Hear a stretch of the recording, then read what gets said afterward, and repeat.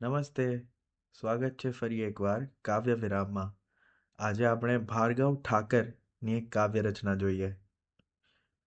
વિકટ છે આ સમય હવે, તું બે ધડક સવાલ કર. હવે ન મૌન પાલવે, તું બે ધડક સવાલ કર. કબૂલ એની હા કે ના, જીવન મરણનો પ્રશ્ન છે. ભલે હો જીવ તાળવે, તું બે ધડક સવાલ કર.